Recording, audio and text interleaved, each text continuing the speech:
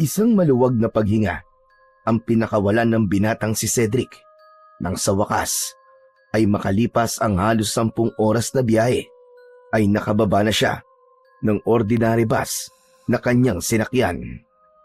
Nagunat siya ng kanyang katawan at sa ginawa niyang yon ay may ginhawa siyang naramdaman kahit paano. Bitbit ang isang may kalakihang traveling bag ay naglakad siya at naghanap ng tricycle na maaari niyang masakyan papunta sa mismong baryo kung saan nakatira ang kanyang lolo Agapito. Binatilyo pa lamang si Cedric nang huli niyang makita ang kanyang lolo at nangyari yun nang bumisita ito sa bahay nila sa Maynila. Yun ang dahilan kung bakit naisipan niya na bisitahin ito. Mahal na mahal niya ang kanyang lolo dahil sa spoiled siya rito at marami itong nakakatuwang kwento. Ay, ano ba naman to? Grabing init naman dito. Kabaligtaran sa Maynila na panay ang ulan. Hindi na napigilan pa ni Cedric ang magreklamo dahil nga sa tindi ng sikat ng araw na tumatama sa balat niya. Tumayo siya sa gilid ng kalsada at pinara ang paparating na tricycle. Huminto naman yon sa harapan niya. Kuya, sa baryo po lang tubig po. Saglit siyang tinitigan ng driver na para bang hindi ito makapaniwala sa lugar na pupuntahan niya. Boss, ihahatid kita doon, pero doble ang pamasaya. Ayos lang ba? Sige kuya, walang problema. Naisip ni Cedric na baka sadyang napakalayo ng baryo Pulang Tubig mula sa kinaroroonan niya, kaya ganun ang singil ng tricycle driver. Sumakay na siya at agad na umandar ang tricycle. Dumaan sila sa isang maalikabok na kalsada kung saan ang magkabilaang gilid ay tinutubuan ng matataas na damo at punong kahoy. Paminsan-minsan ay may nakikita siya na mga kabahayan sa malayo. Habang nasa biyahe, hindi na iwasan ni Cedric na maalala ang kanyang lolo Agapito at ang masasayang alaala niya rito nung bata pa siya. Madalas siyang dalhin ng lolo niya sa palayan nung nakatira pa ito sa ibang baryo. Natandaan niya ang saya noon tuwing hinahayaan siya ng matanda na magtampisaw sa putikan habang nag-aararo ito. Mula sa malalim na pag-iisip ay bumalik si Cedric sa kasalukuyan nang mapansin ang isang matandang lalaki sa gilid ng daan. Nakaupo ito sa isang nakatumbang puno at walang suot na pang-itaas. Sinundan sila ng tingin ng matanda at napansin ni Cedric na matalim ang tingin nun na nagbigay ng kilabot sa kanya. Ngunit hindi na lang niya yon pinansin.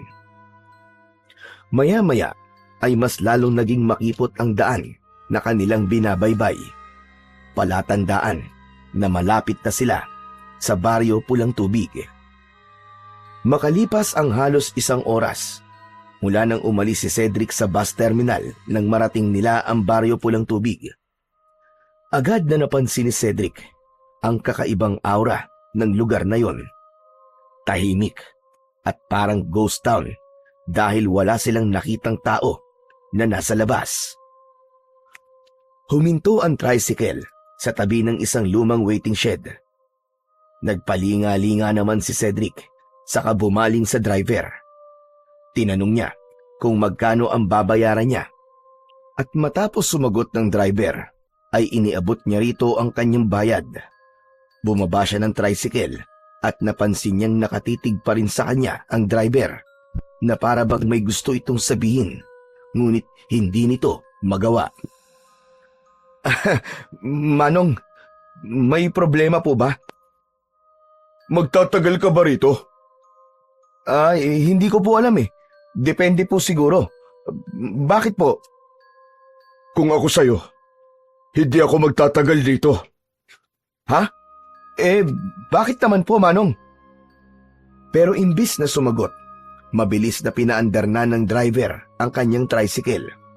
Napatitig na lang siya sa papalayong tricycle sabay iling. Hanep pa. Ang weird naman nun. Bumuntong hininga si Cedric at saka binuhat ang kanyang traveling bag. Binatilyo pa si Cedric nang una't huling beses siyang makapunta sa lugar na yon. Kahit maraming taon na ang lumipas, ay tanda pa rin niya ang daan papunta sa bahay ng kanyang lolo. Dumaan siya sa isang makitid na kalsadang may mga naglalakihang punong kahoy sa magkabila ang gilid. Habang naglalakad si Cedric, ay unti-unti niyang napapansin ang mga tao sa kanyang paligid. Nakita niya ang 3 lalaki na abala sa paglalagay ng mga tabla at kahoy sa mga bintana ng isang kubo. Aba, teka, bakit sila naglalagay ng ganun? Parang wala namang paparating na bagyo ah. Nagulat si Cedric nang may nakasalubong siyang mga taong nagpuprosesyon sa katanghaliang tapat. Mabagal na naglalakad ang mga yon habang may hawak na rosaryo at malakas na nagdadasal. Napalunok si Cedric. Alam niyang hindi pangkaraniwan ang prosesyon sa ganung oras na tirik ang araw. Sa pagkakaalam niya, ay sa gabi ginagawa ang pagpuprosesyon. Pinagpatuloy niya ang kanyang paglalakad habang palihim na sinusuri ang bawat taong nadadaanan niya. Napansin niyang karamihan sa mga yon ay lumilingon sa kanya na tila nagtataka kung sino siya at bakit siya naroon sa lugar na yon. Matapos ang halos 15 minutong paglalakad, sa wakas ay huminto na si Cedric sa harap ng isang bahay na medyo malaki kumpara sa mga bahay na nadaanan niya. Gawa yon sa hollow blocks at may lumang bubong na yero. May maliit na balkonahe sa harap na may lumang kahoy na upuan. Bagamat matibay ang pagkakatayo sa bahay, ay halatang hindi na yun ganun naaalagaan. May mga bitak sa ilang bahagi ng dingding. Saglit na huminto si Cedric, saka malalim na huminga at bumulong sa sarili. Hindi ako maaaring magkamali. Ito na ang bahay ni Lolo. Siguradong matutuwa at masosorpresa si Lolo Agapito kasi hindi niya alam na bibisitahin ko siya. Matapos yun, ay marahang binuksan ni Cedric ang lumang gate na gawa sa kawayan. Pagkapasok niya sa bakuran, ay napansin niyang tuyo at bitak-bitak ang lupa at maraming tuyo na dahon ang nagkalat sa paligid. Maging ang dating malalagong halaman ng kanyang lolo ay tila napabayaan na rin. Naglakad siya papunta sa pinto ng bahay. Pagdating sa tapat ng nakasaradong pinto, ay nagulat siya nang may biglang sumulpot mula sa gilid ng bahay. Isa yung batang lalaki na sa hula niya ay may 10 o 11 taong gulang. Kayumanggi ang balat nito at matalim ang tingin sa kanya. Ngunit ang gumimbal kay Cedric ay ang hawak na itak ng bata. Mabilis na napaatras si Cedric. Hoy, teka boy! Bitiwan mo yan! Baka makasakit ka! Sino ka? Anong ginagawa mo rito? Ako ang dapat magtanong sa'yo niyan, bata. Anong ginagawa mo sa bakuran ng Lolo Agapito ko? Ibig mong sabihin, apo ka ni Lolo Agapito? Oo, tama ka. Ikaw, sino ka ba, bata? Bago pa makasagot ang bata, ay narinig nila mula sa loob ng bahay ang paos at mahinang boses ng isang matandang lalaki. Angelo! Sino ba yung kausap mo? Bumukas ang lumang pinto ng bahay at bumungad mula sa loob ang isang matandang lalaki na payat at bahagyang nakukuba na. Puro puti na ang buhok nito. Napangiti si Cedric nang makita ang kanyang Lolo Agapito. Nang dumako ang mata ng matanda sa kanya, ay kumunot ang noo nito. Aba, Cedric? Cedric, ikaw ba yan? Si Lolo Agapito talaga oh. Nakalimutan niyo na po ba ako? Ako nga po to, si Cedric, ang paborito niyo pong apo. Lumawak ang ngiti ni Cedric at agad siyang lumapit sa lolo niya upang yakapin ito ng mahigpit. Mas lalo niyang nadama ang pangungulila sa matanda. Ngunit makalipas ang ilang sandali, ay dahan-dahang inalis ni Lolo Agapito ang yakap ni Cedric. Napakunot naman si Cedric dahil naramdaman niya na tila hindi masaya ang lolo niya na nakita siya. Apo, anong ginagawa mo rito? Aba lolo, binisita ko po kayo. Ang tagal na po nating di nagkikita, di ba? Hindi ko na nga po alam kung ilang taon na yung huling beses na binisita nyo kami sa Maynila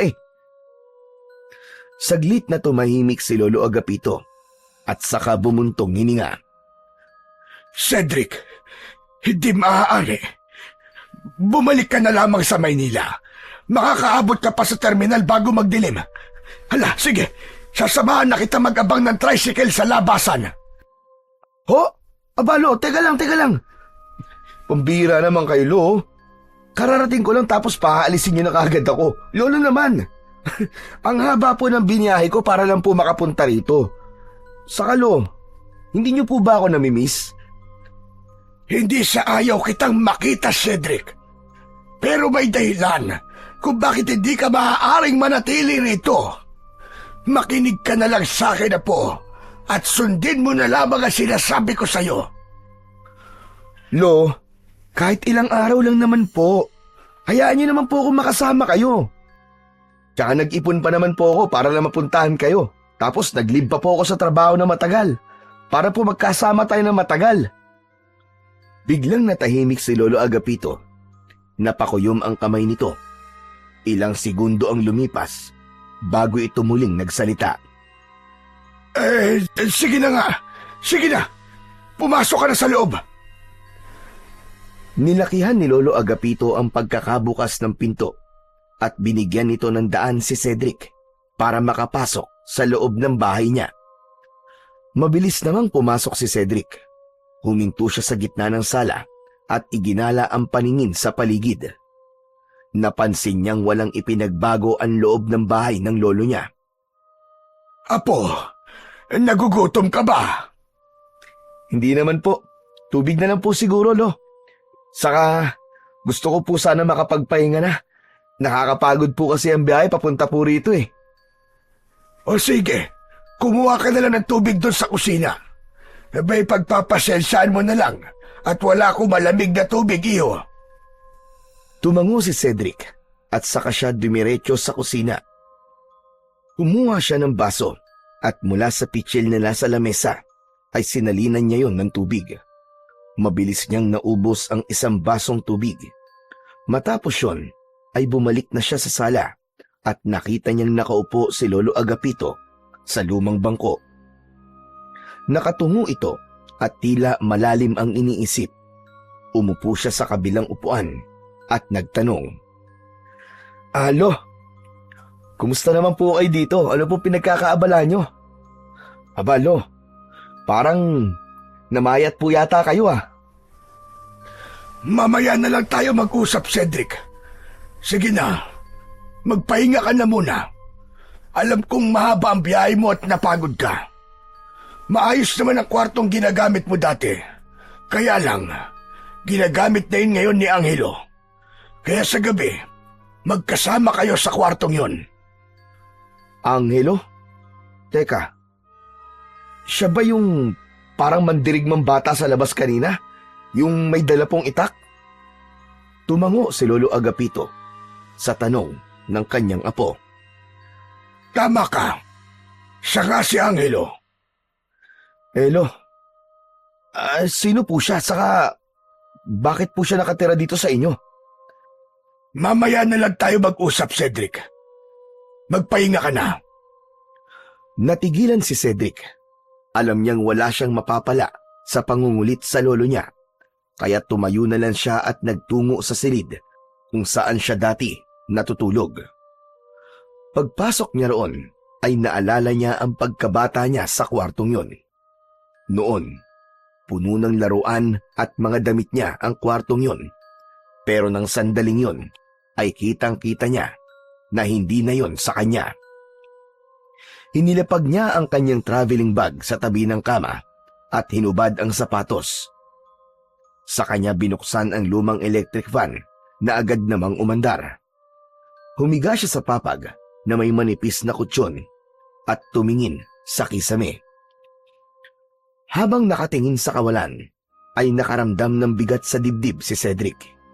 Hindi niya alam, pero nagtataka siya kung bakit tila malamig ang pakikitungo sa kanya ni Lolo Agapito. Wala siyang naramdamang kasiyahan sa matanda na naroon siya sa bahay nito. Pumikit na lang si Cedric at pilit tinatanggal ang bumabagabag sa isip niya para makatulog at makapagpahinga na siya. Hindi na namalayan ni Cedric na nakatulog na siya. Ang plano lang sana niya ay umidlip, pero paggising niya ay madilim na ang kwarto. Bumangon siya mula sa papag at kinusot ang kanyang mga mata. Matapos yun, ay lumabas na siya ng kwarto. Sa sala ay nakita niya sina Lolo Agapito at Angelo na nakaupo sa kahoy na upuan habang nakatutok ang atensyon sa maliit na TV. Malabo ang palabas at halos puro static, pero tila hindi yun alintana ng dalawa. Grabe! Napasarap yata ang tulog ko . Kumain na po ba kayo? Hindi pa kami kumakain, iyo. Hinihintay ka talaga naming magising. Ha? Sana po nauna na po kayong kumain. Baka nagugutom na po kayo. Umiling si Lolo Agapito, saka pinatay ang telebisyon. Ayos lang kami, apo. Tara na sa kusina para makapaghapunan na tayo. Tumayo si Lolo Agapito at nagtungo sa kusina. Sinundan naman ito ni Cedric at ni Angelo. Pagdating sa kusina, ay natuwa si Cedric sa nakahain sa lamesa. Isang mangkok ng mainit na sabaw, pritong isda at ginataang gulay. Amoy pa lang ng mga yon ay nakaramdam na agad siya ng gutom. Umupo siya at agad na kumuha ng kanin. Nang matikman niya ang ulam, hindi niya napigilang humanga. Wow! Grabe! Ang sarap niyo pa rin magluto, Lo. Ito ang isa sa namiss ko sa inyo . Hindi ako nagluto niyan. Si Angelo ang purihin mo kasi siya nagluto ng lahat ng yan. Napatingin si Cedric kay Angelo na walang reaksyon habang tahimik na kumakain.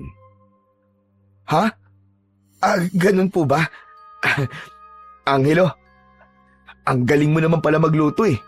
Ang bata-bata mo pa pero ang husay mo na magluto. Ilang taong ka na nga pala? 10 taon po. Nako, alam mo, nung nasa ganyang edad ako, ay puro laro lang ang alam ko. Hindi ko nga alam kung paano magsaing nun . Hindi sumagot si Angelo at patuloy lang ito sa kanyang pagkain. May kung anong bumagabag kay Cedric ng mga oras na yon. Maraming tanong ang gusto niyang itanong, lalo na tungkol kay Angelo. Pero naisip niyang hindi pa yon ang tamang oras. Mas mabuting hintayin niyang silang dalawa na lang ni Lolo Agapito ang nag-uusap bago niya itanong ang gusto niyang malaman. Matapos ang hapunan, ay nagtiis si Cedric na manood sa malabong palabas sa telebisyon kasama sina Lolo Agapito at Angelo. Hindi nagtagal ay nagtungo na si Angelo sa kwarto nila. Nang nakaramdam ng antok si Cedric, ay nagpaalam na siya kay Lolo Agapito na matutulog na siya. Pagpasok niya ng kwarto, ay humiga siya sa tabi ni Angelo na mahimbing na ang tulog. Hindi nagtagal ay nawala na ang ingay ng telebisyon sa sala, kaya alam niyang matutulog na rin ang lolo niya. Lumipas ang ilang oras, pero gising pa rin si Cedric. Biglang nawala ang antok niya. Muli siyang binagabag ng pagbabago kay Lolo Agapito. Noon ay masiyahin at palabiro ang kanyang lolo, kaya hindi niya maiwasang magtaka kung ano ang nangyari at malamig na ang pakikitungo ng matanda sa kanya. Kinabukasan ng umaga, halos alas 7 na ng umaga nagising si Cedric. Wala na si Angelo sa tabi niya, kaya lumabas na rin siya ng kwarto. Wala siyang nakitang tao sa sala at maging sa kusina. Lumabas siya ng bahay at tumingin sa paligid. Sa likod ay doon niya nakita si Lolo Agapito na abala sa pagpapakain ng mga manok. Lumapit si Cedric at tumayo sa gilid ng kanyang lolo. Hindi man lang siya nilingon ng matanda na para bang hindi nito alam na naroon siya. Mula sa kinaroroonan nila ay tanaw sa malayo ang isang napakalawak na taniman ng palay. Ang mga tanim na palay doon ay puro kulay dilaw at tuyot na. Lolo Agapito, good morning po. Mahilig pa rin pala po kayo sa mga manok, ano? Hindi sumagot si Lolo Agapito. Patuloy lang ito sa ginagawa. Nasan po si Angelo? Parang ang aga naman po niyang magising. Pagising ko po kasi, wala na po siya sa tabi ko eh. Inutusan ko siyang bumili ng pandesal. Tumango si Cedric, saka tumitig sa kanyang lolo. Naisip niya na yun na ang tamang pagkakataon para magtanong siya tungkol kay Angelo dahil wala roon ang bata. Lo. Oo nga pala, sino po ba talaga si Angelo? Si Angelo ay ampon ko, Cedric. Kapitbahay ko mga magulang niya dati. Pero namatay sila pareho. 5 taon pa lang ang bata nun. Wala siyang kapatid at wala rin siyang ibang kamag-anak. Naawa ko, kaya inampon ko na lang siya. Ganun po ba? Nakakalungkot naman po. Matanong ko lang, Lo. Ano po bang kinamatay ng mga magulang niya? Nagkaroon ng pagkalat ng malubhang sakit noon dito sa Baryo Pulang Tubig.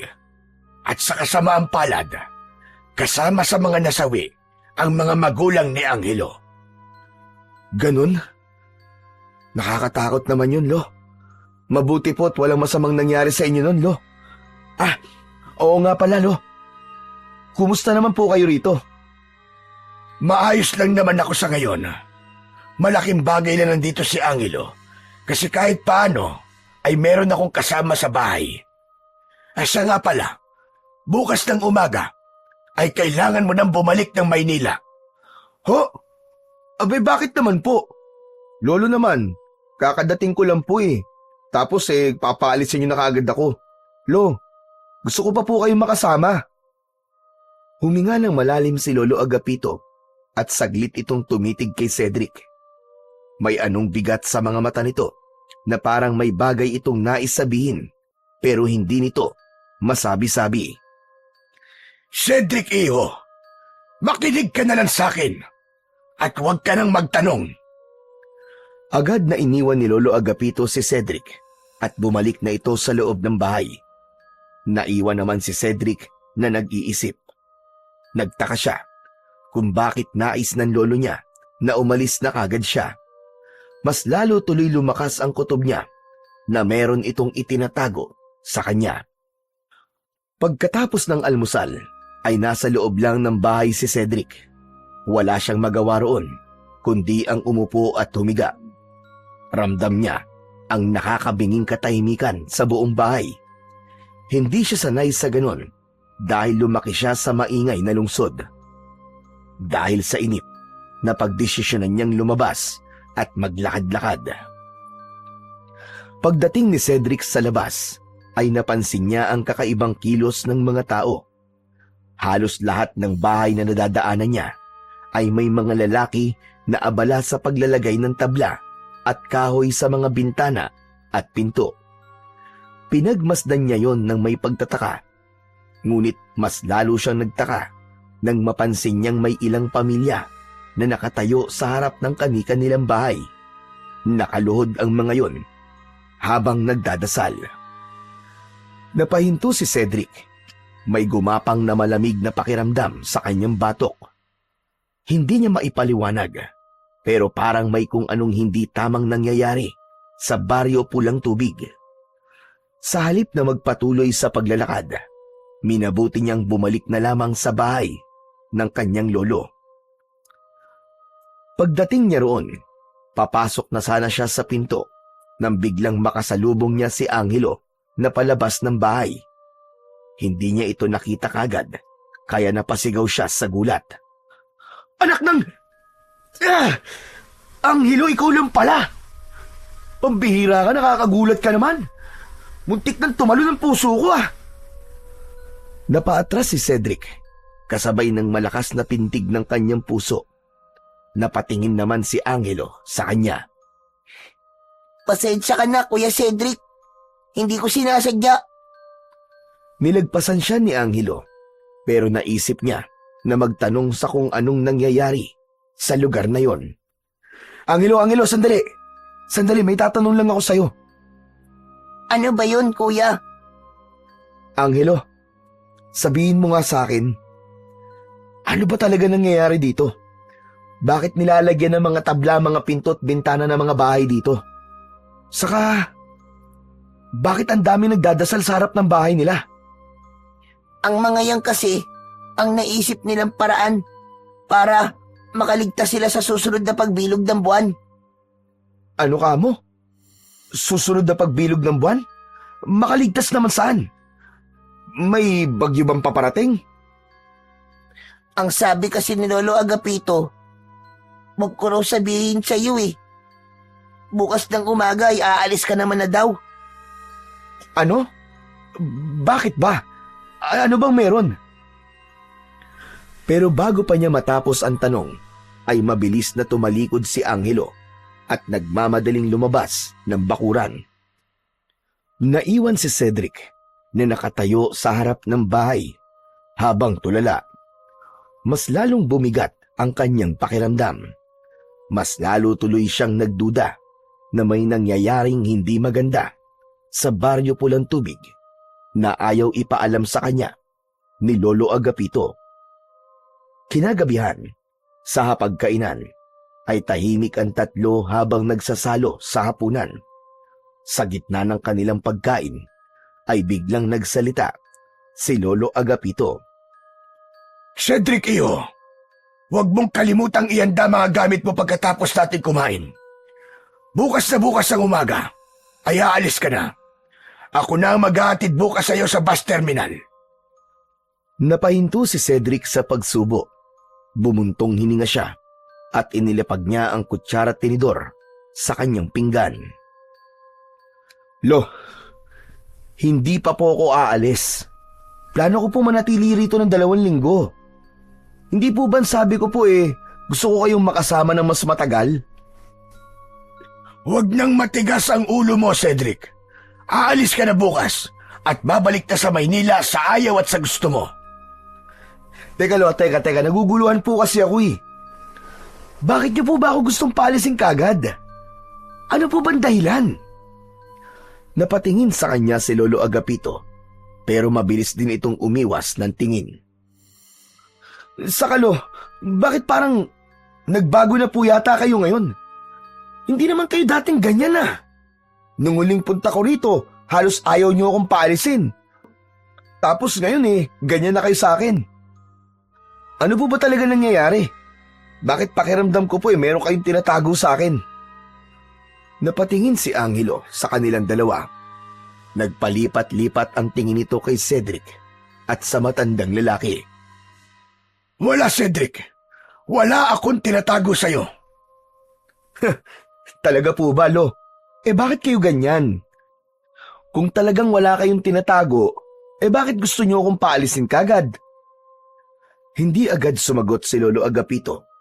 Nanatili lang itong nakatitig sa pagkain nito na para bang iniiwasang tignan si Cedric sa mata. Ganito, Lo. Hanggat hindi niyo po sinasabi sa akin ang tunay na dahilan at ang dapat kong malaman, hindi po ako aalis dito.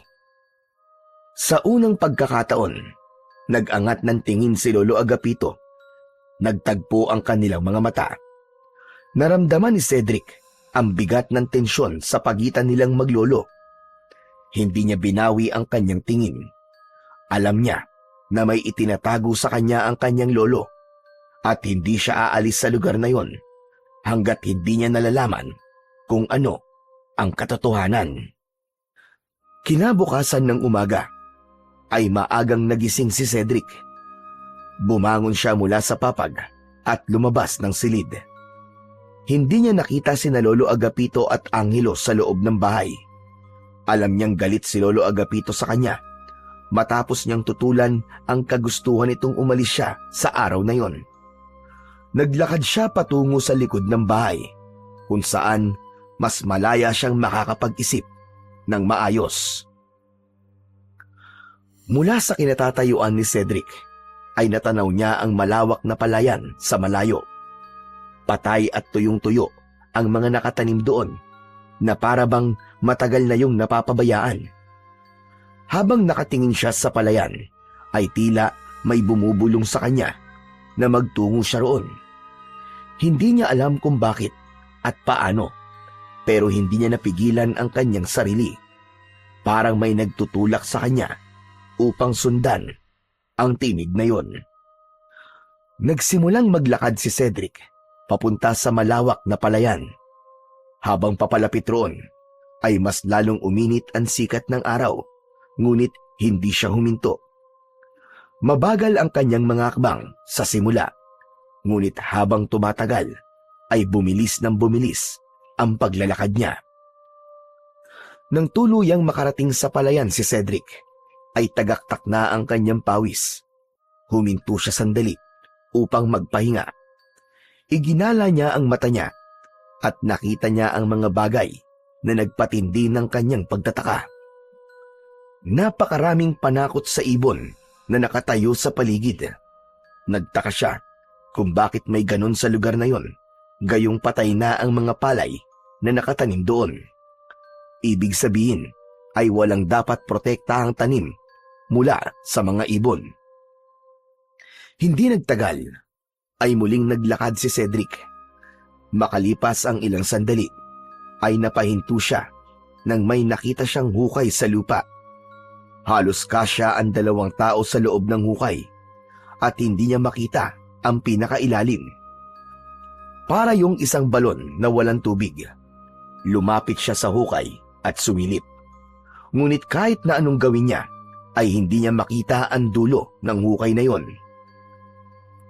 Habang nakasilip si Cedric sa madilim at malalim na hukay, ay biglang may mainit na hangin na humampas sa kanyang muka mula sa kailaliman ng hukay. Binalot ng kilabot ang buo niyang katawan.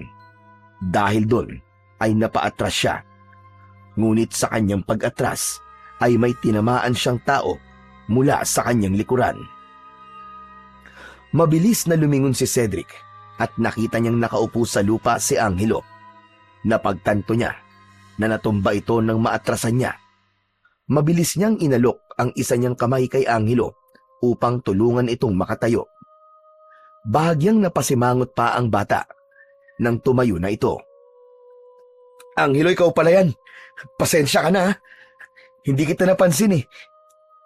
Pero teka, paano mo nalaman na nandito ako? Nakita kita kanina na papunta ka rito. Kaya sinundan kita, Kuya Cedric. Kuya, ang mabuti pa ay umuwi na tayo. Sigurado magagalit si Lolo Agapito kapag nalaman niyang nandito ka. Ha? Bakit naman siya magagalit? Huwag mo nalang itanong, Kuya Cedric. Saka, wala talaga nagpupunta sa lugar na to eh. Lahat ng tao rito sa Baryo Pulang Tubig ay iniiwasan ng palayan na ito. Ha? Bakit? Ano bang meron dito sa palayan? Bakit parang takot kayong lahat na magpunta dito? Mas mabuti pang umalis na lang tayo, Kuya, bago pa tayo makita ni Lolo Agapito na nandito tayo. Tatalikod na sana si Angelo upang maglakad palayo nang biglang hawakan ni Cedric ang braso niya. Sandali lang, Angelo. Ang dami mo sinasabi pero kahit isa sa mga tanong ko ay wala kang sinasagot ng diretso. Ano ba talaga nangyayari dito? Ang sabi kasi ni Lolo, mas mabuting hindi mo nalang malaman ng lahat. Makinig ka na lang kay Lolo Agapito, Kuya Cedric. Tama siya, na dapat ka nang umalis dito sa Baryo Pulang Tubig. Sundin mo na lang siya, kuya. Bakit ba? Ano ba tinatago niyo sa akin? Bakit gusto kong paalisin ni Lolo Agapito? At anong meron sa palayang ito? Tahimik na tumitig lang si Angelo sa kanya. Tila may nais itong sabihin, pero pinili na lang na manahimik. Napabuntong hininga naman si Cedric. Alam niyang wala siyang makukuhang sagot mula kay Angelo. Unti-unti niyang binitiwan ang braso nito. Hindi na nagsalita si Angelo at nagpatuloy na ito sa paglalakad palayo. Ilang saglit pa, sumunod na rin si Cedric sa bata, ngunit sa loob-loob niya ay mas lalong tumindi ang pagdududa niya. Pagdating nila Cedric at Angelo sa bahay, ay nakita nila si Lolo Agapito sa gilid ng kubo. Abala ito sa paglalagari ng mga tabla at kahoy, at kahit may edad na ito, ay halatang sanay pa rin ito sa mabibigat na gawain. Paglingon ni Lolo Agapito sa kanila, ay tumigil ito sa ginagawa at tumingin sa kanila ng matalim. Saan kayo galing? Lolo Agapito, naglakad-lakad lang po kami. Alam ni Cedric na hindi kumbinsido ang matanda, ngunit hindi na ito nagtanong pa. Sa halip, itinuloy na lang nito ang paglalagari ng isang mahabang tabla. Kahit ramdam niya ang galit ng lolo niya, ay hindi napigilan ni Cedric ang sarili na magtanong. Ano po bang ginagawa niyo, Lolo? Ano pong gagawin niyo sa mga tabla at kahoy na yan? Tutal, hindi na kita mapipilit na umalis. Ay mas mabuti pang malaman mo na ang totoo. Ay, kung ganun po, sasagutin niyo na po ang lahat ng tanong ko? Oo, pero mamaya na natin pag-usapan yan. Tulungan niyo muna akong ikabit ang mga ito sa mga bintana. Teka, Lolo Agapito, para saan po ba ang mga yan? Pati kasi sa ibang bahay dito ay nilalagyan din nila ng mga kahoy at tabla, mga bintana at pinto nila. Basta, mamaya na nga natin pag-usapan. Tulungan niyo na lang ako at sasagutin ko lahat ng tanong mo. Napatingin si Cedric kay Angelo na tila hindi na nagulat sa ipinapagawa ni Lolo Agapito.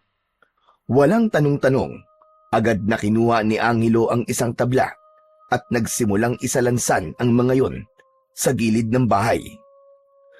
Napabuntong hininga si Cedric at kumilos na rin siya, kahit hindi niya maintindihan kung bakit kailangan lagyan ng harang ang mga bintana ng bahay, ay hindi na lang niya yon kwinestyon. Tahimik na kinuha ni Cedric ang isang tabla at lumapit sa may bintana. Kahit marami siyang gustong itanong, ay mas pinili niyang manahimik na muna. Paglipas ng ilang minuto, ay tapos na sina Cedric sa paglalagay ng mga tabla at kahoy sa bintana ng bahay ni Lolo Agapito. Nagtungo sila ni Lolo Agapito sa likod ng bahay. Tumayo sila roon habang nakatingin sa malawak na palayan sa malayo. Samantala, si Angelo naman ay pumasok na sa loob ng bahay. Apo, sa susunod na araw ay pupunta tayo sa bayan para mamili ng pagkain. Pagbalik natin, lalagyan din natin ng kahoy at tabla ang mga pinto. Lo,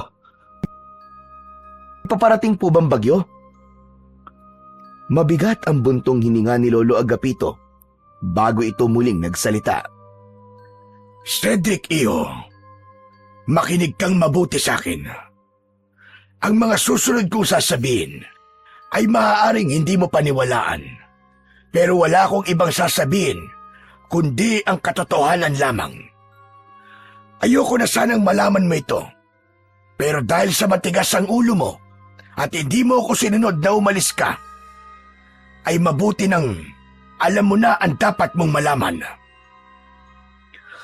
Mas lalong kumabog ang dibdib ni Cedric. Para bang mas lumamig ang paligid kahit napakainit naman ng panahon. Napatitig siya sa mukha ng matanda. Seryoso ito at walang bahid ng pagbibiro.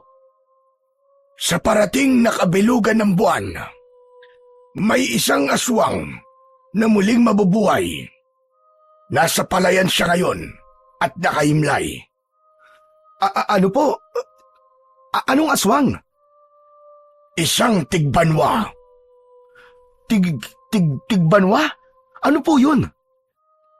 Ang tigbanwa ay isang sinaunang uri ng aswang. Ang tigbanwa na nakaimlay sa tuyong palayan ay hindi isang ordinaryong aswang.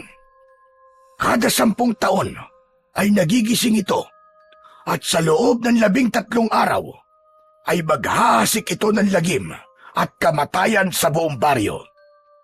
Kapag natapos ang 13 araw, ay muli itong mahihimlay at maghihintay ulit ng 10 taon bago muling magising. At ang mas nakakatakot pa iyo, kakaiba ang tigbanwa na narito dahil may kakayahan siyang paghilumi ng sarili niyang sugat. Kaya naman, marami nang sumubok na patayin siya pero wala pa rin nagtatagumpay. Nanuyo ang lalamunan ni Cedric. Hindi niya alam kung maniniwala ba siya o hindi. Pero sa paraan ng pagsasalita ni Lolo Agapito, ay tila totoo ang lahat ng sinabi nito. Bahagyang bumigat ang kanyang pakiramdam. Tila bumagal ang kanyang paghinga sa bigat ng revelasyong narinig niya. Lolo Agapito, hindi ko po alam kung maniniwala ako eh. Kasi parang imposible naman po yun. Bakit? Ang akala mo ba ay mag-aaksaya ko ng oras para takutin ka lang? Hindi mo ba napapansin? Ilang araw nang parang may bumabalot na kakaibang enerhiya sa baryong ito. Akot na ang lahat ng tao at naghahanda na sila para sa paggising ng tigbanwa. Napalunok si Cedric. Napagtanto niya na totoo nga ang sinabi ng kanyang lolo dahil simula nang dumating siya roon ay maraming bagay sa paligid ang hindi niya maintindihan. Pero, Lolo Agapito, kung may ganito palang nangyayari rito, bakit niyo pa po ako inayaang magbakasyon dito dati nung bata pa po ako? Dahil yung panahon na yon ay matagal pa bago magising ang tigbanwa. Wala pa akong dapat ipag-alala. Pero ngayon, ilang araw na lamang ay magigising na siya. Kaya nga pinapaalis na kita. Hindi dahil ayaw kitang makasama po, kundi dahil gusto lang kitang maging ligtas. Kung ganun po pala, Lo, bakit hindi na lang po tayo umalis bago pa magising ang tigbanwa? Tapos, bumalik na lang po kayo kapag natulog na po siya ulit. Napailing si Lolo Agapito sa sinabi ng kanyang apo. Hindi ako maaaring umalis. Isa ko sa dahilan kung bakit buhay pa ang mga tao rito, apo. Ako ang namumuno sa pagpapanatili ng kaligtasan ng baryo. Hindi ko sila maaaring iwanan. Mahal ko ang lugar na ito at ang lahat ng taong nakatira dito. Cedric, walang awa ang tigbanwa. Lahat ng taong makita nito ay pinapatay niya. Ang totoo, walang nakakaalam kung bakit may ganung nilalang dito sa baryo Pulang Tubig. Pero may isang kwento noon na may nagsabi na isinumpa ang lugar na ito ng isang mangkukulam na babaylan. Ano na pala ang gagawin natin kapag nagising na po ang tigbanwa? Wala tayong ibang dapat na gawin kundi panatilihin ang ating kaligtasan sa loob ng 13 araw. At ikaw, Cedric, dapat mong sundin ang lahat ng sasabihin ko sa iyo sa mga susunod na araw. Ayokong bangkay kang uuwi sa Maynila. Muling napatingin si Cedric sa malawak na palayan. Hindi niya akalain na may ganitong klaseng nilalang ang naninirahan sa baryo Pulang Tubig. Maghapong tahimik si Cedric at hindi siya mapakali sa mga sinabi ni Lolo Agapito tungkol sa tigbanwa. Kahit anong pilit niyang alisin sa kanyang isip ang kwento ng matanda, ay patuloy yung bumabalik sa kanya. Hindi siya naniniwala sa mga aswang. Lumaki siya sa syudad, kung saan walang puwang ang mga kwentong kababalaghan. Habang nakaupo siya sa bangkong kahoy sa harap ng bahay, ay pinagmasdan niya ang palayan. Maya-maya, lumapit sa kanya si Angelo. Tahimik itong naupo sa tabi niya. Kuya Cedric, siguro naman, naiintindihan mo na kung bakit ka pinapaalis ni Lolo dito. Ginawa lang ba ni Lolo Agapito ang kwentong yon? Para kapag natakot ako, ay aalis na ako. Sabihin mo nga sa akin ang totoo, Angelo. Sana nga, Kuya Cedric. Hindi na lang totoo ang lahat ng yun.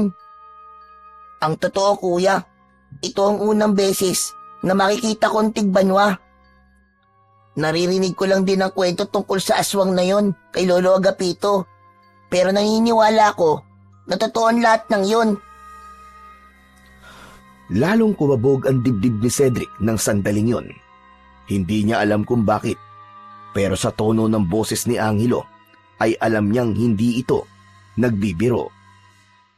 Yung hukay na nakita mo sa palayan, Kuya, doon nakaimlay ang tigbanwa.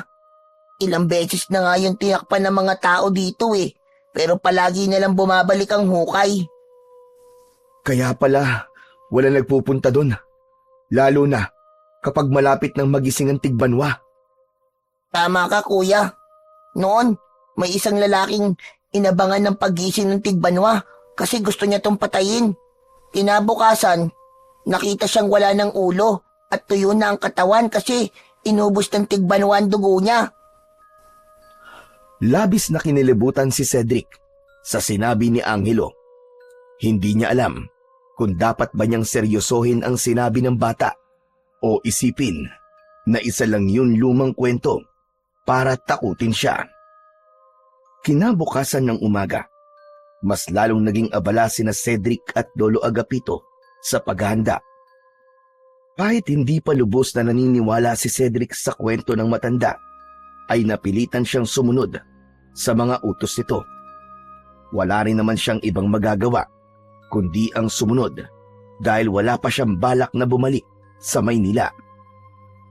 Maagang naglakad sina Cedric at Lolo Agapito patungo sa palengke. Bit-bit naman ni Cedric ang isang malaking bayong habang mabagal na naglalakad si Lolo Agapito sa unahan niya. Tahimik ang paligid ng mga oras na yon habang tinatahak nila ang makipot na daan palabas ng baryo.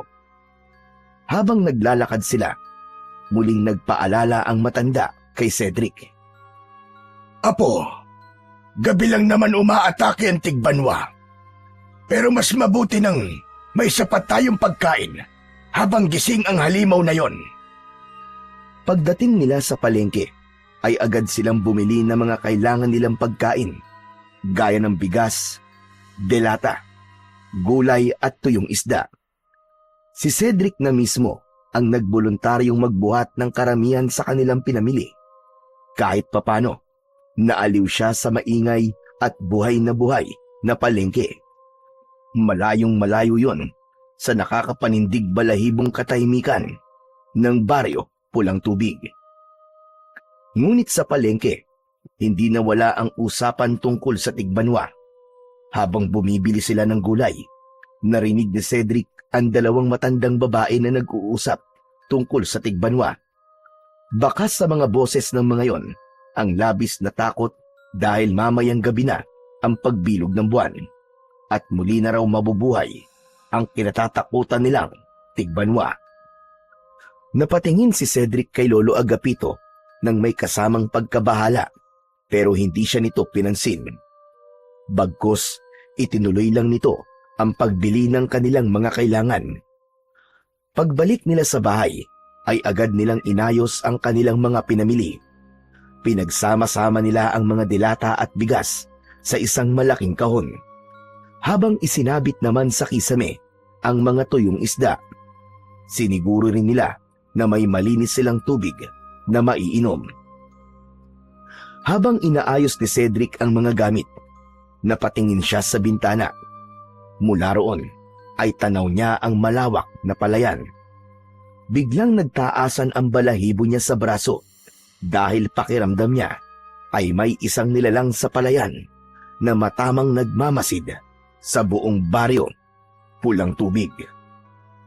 Nang palubog na ang araw, ay nagmadali sina Cedric, Lolo Agapito at Angelo sa pagsasarado ng bahay. Mula sa loob ay nilagyan nila ng tabla at kahoy ang pinto, gaya ng ginawa nila sa mga bintana. Si Cedric pa mismo ang tumulong sa pagpapako ng mga yon, habang si Lolo Agapito naman ang nag-check na matibay ang mga yon at hindi basta-basta masisira. Nang matapos sila sa pagbarikada sa mga pinto, ay nagtungo na sila sa hapagkainan. Tahimik silang kumain at wala ni isa man sa kanila ang gustong magsalita tungkol sa panganib na paparating. Pero kahit walang nagsasalita, dama ni Cedric ang tensyon sa loob ng bahay. Matapos ang hapunan, ay tumayo si Cedric para ligpitin ang kanilang pinagkainan. Ngunit habang papunta siya sa lababo, ay napansin niyang may ginagawa si Lolo Agapito sa may sala. Nakaupo ang matanda sa maliit na bangkito. Hawak nito ang isang lumang itak na mahaba. Matalim at halatang matagal nang ginagamit. Dahan-dahang yung hinahasa ni Lolo Agapito gamit ang isang malapad na bato. Doon na napagtanto ni Cedric na seryoso na ang nangyayari at alam niya na ang paghahasa ng lolo niya ay isa lang sa mga paraan nito sa paghahanda sa pagkagising ng Tigbanwa. Pagsapit ng alas 8 ng gabi, ay nagtipon silang tatlo sa harapan ng maliit na altar sa loob ng bahay. Nagsindi ng isang kandila si Lolo Agapito bago sila lumuhod sa harapan ng altar. Pinangunahan ni Lolo Agapito ang pagdarasal. Pumikit ito at si Angelo, habang si Cedric naman ay nananatiling nakabukas ang mga mata. Panginoon, iligtas niyo po kami sa gabing ito at sa mga susunod pang gabi. Ipagkaloob niyo po ang inyong proteksyon sa aming tahanan at sa buong baryo Pulang Tubig. Naway manatili po kaming ligtas at buhay at malampasan po namin ang panganib na paparating. Huwag niyo pong hayaan na magtagumpay ang kadiliman sa liwanag. Ito po ay dinadalangin namin sa pangalan ninyo, aming dakilang Panginoon.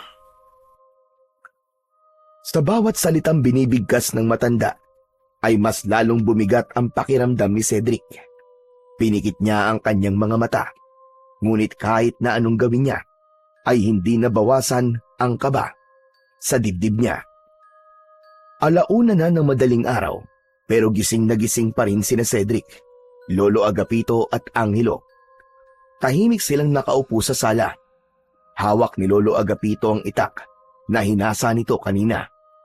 Mahigpit ang pagkakahawak nito sa itak na parang isang mandirigmang handang sumabak sa laban, anumang sandali.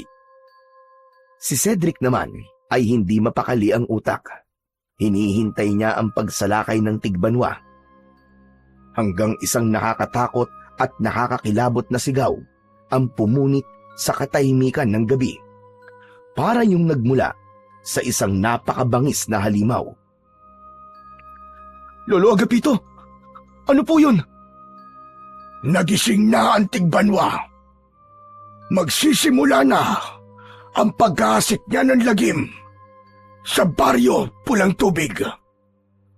Mula sa bulsa ng lumang kamiseta ni Lolo Agapito ay may inilabas itong isang kwintas. May palawit yon na kulay dilaw na bato. Isinabit nito ang kwintas sa leeg, sa kamariing pumikit na parang may binubulong sa kanyang sarili. Hindi nagtanong si Cedric kung ano ang kwintas na yon dahil mas nangingibabaw sa kanya ang takot. Hanggang sa mula sa kung saan sa baryo ay nakarinig sila ng sigawan ng mga tao. May mga humihingi ng tulong at merong mga umiiyak. Napabalikwas si Cedric mula sa kinauupuan niya. Lolo Agapito, ano po yun? Ano po nangyayari? Bakit po may mga nagsisigawan na tao sa labas? Walang sumagot sa tanong ni Cedric. Si Lolo Agapito naman ay mabilis na nagtungo sa may kusina. Lumapit ito sa may pinto at gamit ang itak ay tinanggal nito ang pagkakapako ng tabla na nakaharang doon. Nanlaki ang mga mata ni Cedric nang mapagtantong lalabas ang kanyang lolo. Agad niyang nilapitan ang matanda at hinawakan ang braso nito. Teka lolo, teka! Ano pong ginagawa nyo? Hindi nyo dapat buksan yan! Cedric apo, kailangan kong tulungan ng mga tao. Nagsimula ng pagsalakay ng tigbanwa. Bitiwan mo ko! Huwag mo kong hawakan! Hindi lolo, delikado po sa labas. Hindi po ako papayag na lumabas kayo. Malakas na itinulak ni Lolo Agapito si Cedric. Sa lakas ng pagtulak sa kanya, ay natumba siya at napaupo sa saig. Matiim siyang tinignan ng kanyang lolo. Kaya ko ang sarili ko, Cedric. Matagal ko nang ginagawa ito sa tuwing nagigising ang tigbanwa. Hindi ko kayang pabayaan ng mga tao rito. Napakurap si Cedric. Wala na siyang nagawa nang tuluyang nabuksan ni Lolo Agapito ang pinto. Nang makalabas ang matanda, ay malakas nitong isinarado ang pinto at doon lang nagkaroon ng pagkakataon si Cedric para tumayo.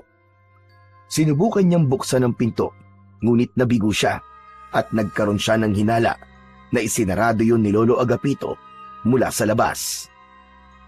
Lolo, sandali lang! Lolo! Bumalik kayo! Lolo Agapito! Walang sumagot mula sa labas, maliban sa ingay ng kaguluhan. Hanggang sa narinig ni Cedric mula sa likuran niya ang boses ni Angelo. Mabilis siyang lumingon dito. Kuya Cedric, hindi mo siya kayang pigilan. Angelo, bakit ba napakatapang niya?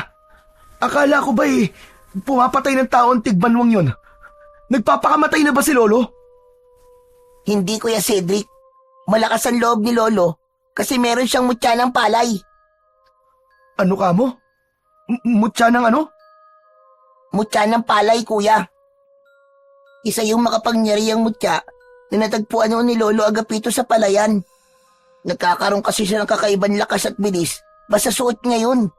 Kaya malakas ang loob niyang tulungan ng mga tao, Kuya. Hindi. May mutya man siya o wala, delikado pa rin ang ginagawa niya. Isa lang ang buhay niya, Angelo. Isa lang. At aswang ang kalaban niya. Naiintindihan ko nararamdaman mo, Kuya Cedric. Pero gaya nga na sinabi ko, hindi natin siya mapipigilan sa gusto niyang gawin eh. Ang mabuti pa, ipagdasal na lang natin na walang masamang mangyari kay Lolo Agapito. Napatingin si Cedric sa pinto. Sa isip niya, hindi lang panalangin ang kailangan nila. Isang himala ang kailangan nila para manatiling buhay sa gabing yon. Ilang minuto na ang lumipas, ngunit hindi pa rin mapakali si Cedric. Palakad-lakad siya sa sala at panay ang tingin niya sa pinto kung saan lumabas si Lolo Agapito. Umaasa siya na bubuksan yun at ligtas na papasok ang kanyang lolo. Wala ring tigil ang pagkagat niya sa sarili niyang kuko sa kamay dahil sa labis na tensyon. Pambihira naman talaga, oo. Hindi na dapat lumabas si Lolo kasi dun eh. Baka ano nangyari na sa kanya eh. Samantala, nakasilip si Angelo sa maliit na siwang ng bintana. Tahimik ito, ngunit halata ang bahagyang panginginig ng balikat nito na hindi rin ito mapakali gaya ni Cedric. Maya-maya pa ay biglang bumaling si Angelo sa kanya. Kuya Cedric! Nakikita kong tigbanwa! Nasa may labas siya ng bakuran natin! Napahinto si Cedric sa paglalakad at tila bumagal ang tibok ng kanyang puso. Mabilis siyang lumapit sa bintana at siya naman ang sumilip doon. Sa una ay halos wala siyang makita.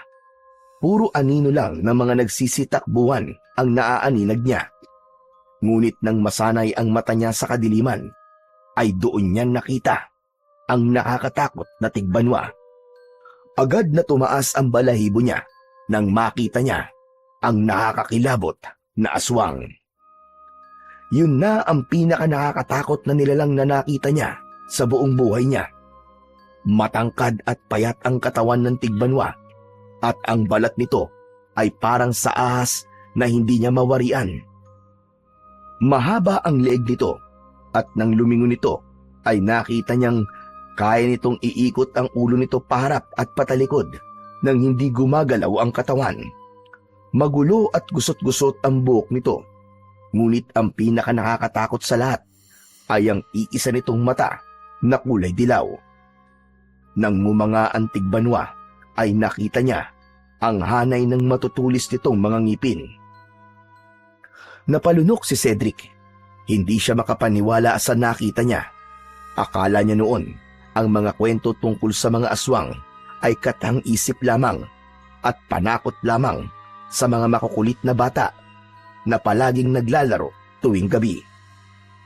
Patuloy si Cedric sa pagsilip sa bintana hanggang may isang lalaki ang tatakbo sana papasok sa isang bahay, pero naabutan ito ng tigbanwa. Hinawakan ng tigbanwa ang leeg ng lalaki. Bumaon ang mga kuko ng aswang sa leeg ng lalaki at umagos mula roon ang malapot na dugo. Mabilis na sinakmal ng tigbanwa ang ibabaw ng ulo ng lalaki at sa lakas ng puwersa ng panga nito ay parang kumagat lang ito sa mansanas nang madurog ang ulo ng kaawa-awang lalaki. Nanlaki ang mga mata ni Cedric. Mabilis niyang inalis ang tingin niya sa bintana dahil hindi na niya kinaya ang nasaksihan. Lumayo siya sa bintana at napaatras hanggang sa mapasandal siya sa dingding. Napaupo siya sa sahig habang nakatulala. Nanginginig ang kanyang mga kamay at pakiramdam niya ay nanlalamig ang buo niyang katawan. Lumipas pa ang ilang minuto at hindi na alam ni Cedric kung gaano siya katagal na nakaupo sa sulok. Blanko ang utak niya at ang buong katawan niya ay parang naging bato dahil hindi siya makagalaw. Hanggang sa bigla niyang naalala si Lolo Agapito na hanggang sa sandaling yun ay nasa labas pa rin. Mabilis siyang tumayo at halos matumba siya sa pagmamadali nang magtungo siya sa kusina. Agad namang sumunod ang nagtatakang si Angelo kay Cedric. Hinalughog ni Cedric ang lahat ng gamit sa kusina. Natataranta niyang binuksan ang mga drawer at inikot ang tingin sa paligid. Kuya! Kuya Cedric! Anong ginagawa mo? Naghahanap ako ng armas. Susundan ko si Lolo Agapito sa labas. Kanina pa siya wala eh. Baka kung ano na nangyari sa kanya ron. Hindi na inisip ni Cedric kung anong pwedeng mangyari sa kanya. Ang alam niya lang ay nasa labas si Lolo Agapito at hindi niya ito maaaring pabayaan. Ngunit bago pa siya makahanap ng bagay na maaari niyang gamitin bilang armas, ay biglang bumukas ang pinto ng kusina. Pumasok si Lolo Agapito na puno ng dugo ang damit. Agad nitong isinara ang pinto. Nanlaki ang mga mata ni Cedric. Agad siyang lumapit kay Lolo Agapito nang may pag-aalala sa kanyang mga mata. Lolo! May sugat ka! Kailangan kang dalhin sa ospital! Wala akong sugat at hindi mo na ako kailangan dalhin sa ospital, iyo. Hindi sa akin ang dugong ito, kundi sa mga taong iniligtas ko. Napatingin si Cedric sa mukha ng matanda. Nag-aalangan pa rin siya. Baka may sugat ito na hindi lang nito alam. Pero Lolo, sigurado po ba kayo na wala kayong sugat?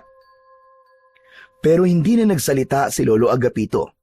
Naglakad ang matanda at nangihinang umupo sa isa sa mga upuan sa hapagkainan. Binitiwan nito ang hawak na itak at nalaglag yun sa sahig. Agad namang kumuha si Angelo ng isang baso ng tubig. Lumapit ang bata kay Lolo Agapito at inabot ang baso. Lolo Agapito, ito po. Uminom po muna kayo ng tubig. Saglit na tumingin si Lolo Agapito kay Angelo bago tinanggap ang tubig. Nanginginig pa rin ang kanyang kamay habang umiinom.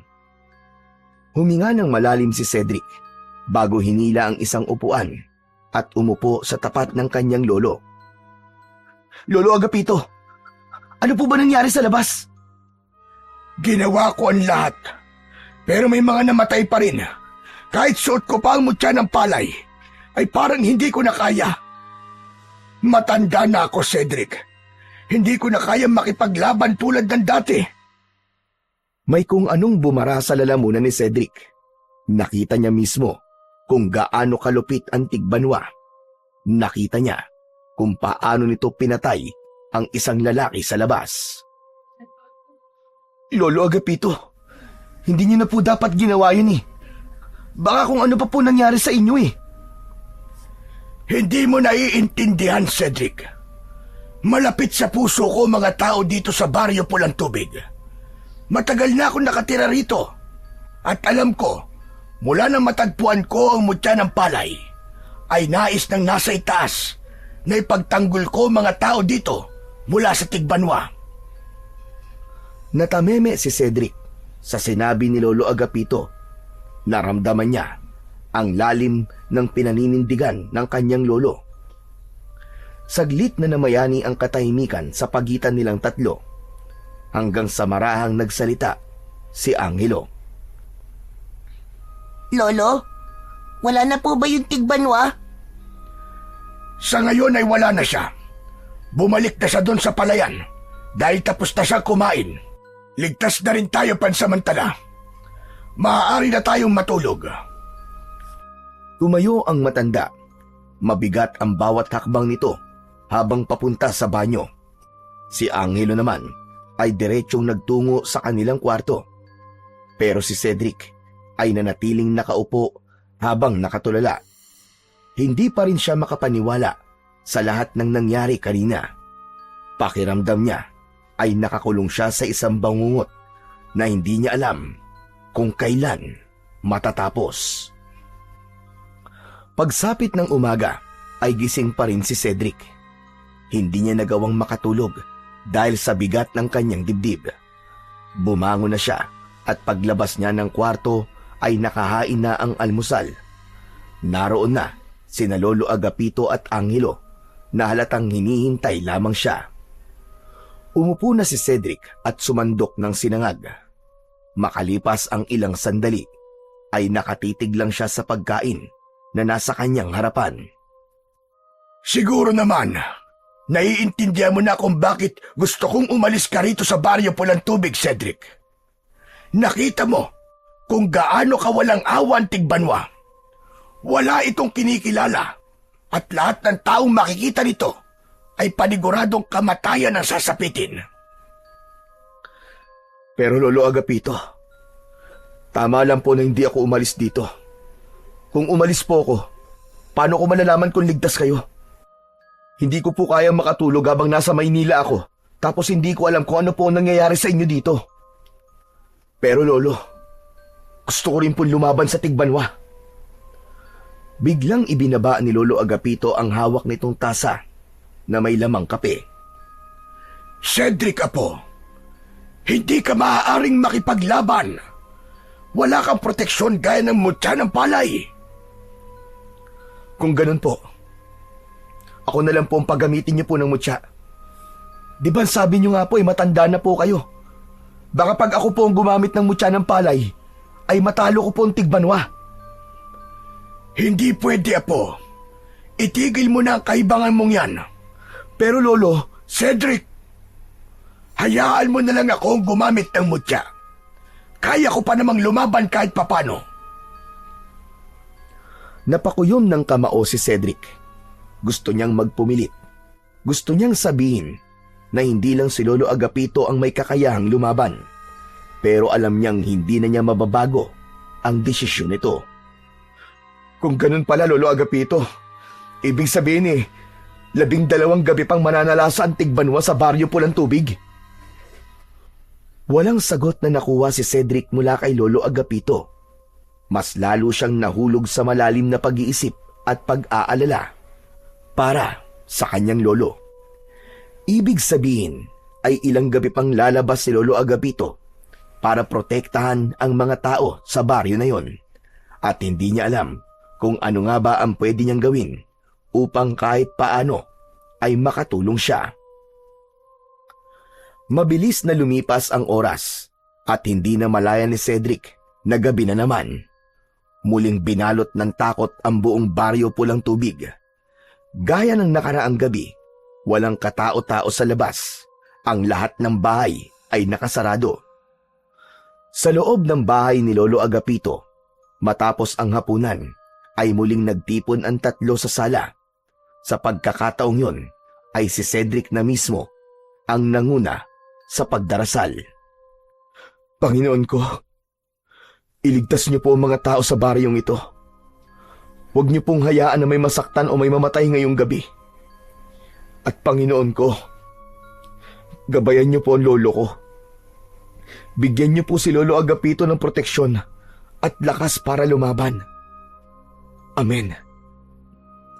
Matapos magdasal, ay umupo na silang tatlo. Hawak ni Lolo Agapito ang matalim nitong itak, habang si Cedric naman ay nakikiramdam lang sa paligid dahil sigurado siya na anumang sandali ay muli na namang aatake ang Tigbanwa. Grabe!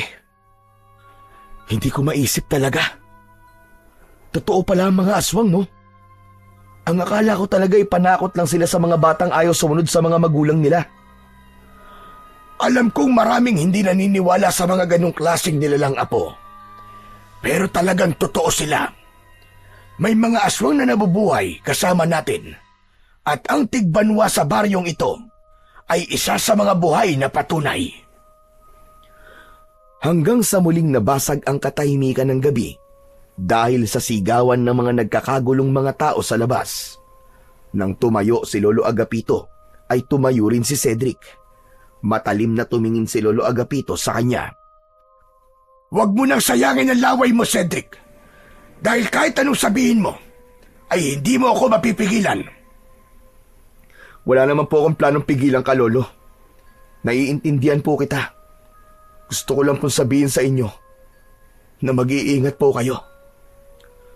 Lumapit si Cedric kay Lolo Agapito at mahigpit niya itong niyakap.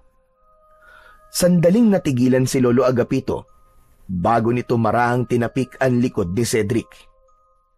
Maraming salamat, apo. Huwag kayong lalabas ni Angelo, ha? Dito lang kayo sa loob ng bahay. Nagkakaintindihan ba tayo? Matapos yon, ay bumitaw na si Cedric sa pagkakayakap kay Lolo Agapito. Hinayaan niya itong makaalis kahit mabigat ito sa kanyang kalooban. Mabilis na lumabas ang matandang lalaki sa pinto sa may kusina. Naiwan naman sina Cedric at Angelo sa loob ng bahay. Tahimik lang sila at kapwa nag-aalala habang ang kanilang mga mata ay nakatuon sa pinto kung saan lumabas si Lolo Agapito. Halos 1 oras na ang lumipas simula nang lumabas si Lolo Agapito. Nakatayo si Cedric malapit sa may bintana, habang si Angelo ay tahimik na nakaupo. Nakatungo ito habang yakap ang sariling mga tuhod. Hindi ito nagsasalita, pero ramdam ni Cedric ang takot at pag-aalala ni Angelo. Sa gitna ng pananahimik ng dalawa, ay nagulantang sila nang marinig ang malakas na sigaw ni Lolo Agapito mula sa labas ng bahay. Mabilis na sumilip sa siwang ng bintana si Cedric at para siyang binuhusan ng malamig na tubig nang makita niya si Lolo Agapito na nakahandusay na sa lupa. Sa harapan nito ay nakatayo ang Tigbanwa na naglalaway na parang isang mabangis na hayop na gutom na gutom. Hindi na nag-isip si Cedric. Mabilis siyang tumakbo patungo sa kusina. Kuya Cedric! Kuya Cedric, saan ka pupunta? Hindi sumagot si Cedric dahil alam niyang pipigilan lamang siya ni Angelo sa balak niyang gawin. Alam niyang natatakot ito para sa kanya, pero hindi siya maaaring manatili roon habang nasa panganib ang kanyang lolo. Binuksan niya ang pinto sa may kusina at nagpasalamat siya dahil hindi yun ikinandado ni Lolo Agapito nang lumabas ito kanina. Marahil ay naisip nito na hindi naman sila lalabas ni Angelo. Nagmamadali na ngang lumabas si Cedric. Paglabas niya, ay agad niyang napansin ang mga kawayan na nakasandal sa isang puno. Matutulis ang mga dulo nun at naisip niya na pwede niya yung gamitin bilang sandata laban sa Tigbanwa. Kinuha ni Cedric ang isa sa mga kawayan at mahigpit yung hinawakan. Tumakbo siya patungo kay Lolo Agapito at isinantabi muna niya ang takot at ang maaaring mangyari sa gagawin niya. Mabilis na sumugod si Cedric habang mahigpit na hawak ang matulis na kawayan. Nakatutok ang dulo ng kawayan sa Tigbanwa.